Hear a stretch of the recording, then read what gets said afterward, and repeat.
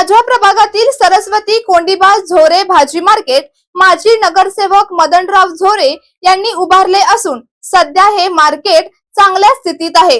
मार्केटच्या विकासाबाबत 12 मे 2026 रोजी महापालिकेकडे पत्रव्यवहार केला होता। शेजारील अण्णा रामगोंडा भाजी मार्केटचे नूतनीकरण सुरू असून ही चांगली बाब आहे।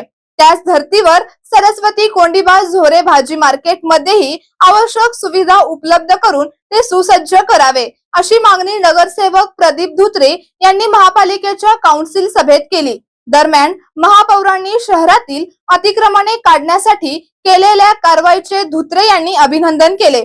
मात्र अतिक्रमण हटवताना संबंधित अतिक्रमण धारकांचे योग्य पुनर्वसन करावे अशी मागणीही त्यांनी केली। नागरिक व भाजी विक्रेत्यांना चांगल्या सुविधा मिळण्यासाठी प्रशासनाने तातडीने कारवाई करावी असे त्यांनी सांगितले। 2026 रोजी माझ्या प्रभागामध्ये सरस्वती कोंडीबा झोरे नावाचं भाजी मार्केट आहे। अत्यंत चांगल्या पद्धतीने इचलकरंजी नगरपालिकेने ते वास्तू उभा केलेले आहे। माजी नगरसेवक मदनराव झोरे यांच्या माध्यमातून ते उभा केलं। मी 12/5/2026 रोजी पत्र दिलं होतं। मी दिलं होतं साईबा पाटील वहिनी सन्माननीय सदस्य मोहिते वहिनी इम्रान बाबा या सर्वांनी की ते मार्केट चांगल्या पद्धतीने उभा राहिलेलं आहे, ते लवकरात लवकर चालू करा। आता आपण हा जर अण्णा रामगोंडा शाळेचं भाजी मार्केट नूतनीकरण करावं लागले, चांगली गोष्ट आहे, आपला काही त्याला हे नाही, पण ते देखील मार्केट लवकरात लवकर चालू करा। सगळं सुस्थितीत आहे, चांगल्या पद्धतीने हे केलेलं आहे। मागे मी पत्र देण्याचं कारण एवढंच होतं, ज्या वेळेला अतिक्रमण महापौर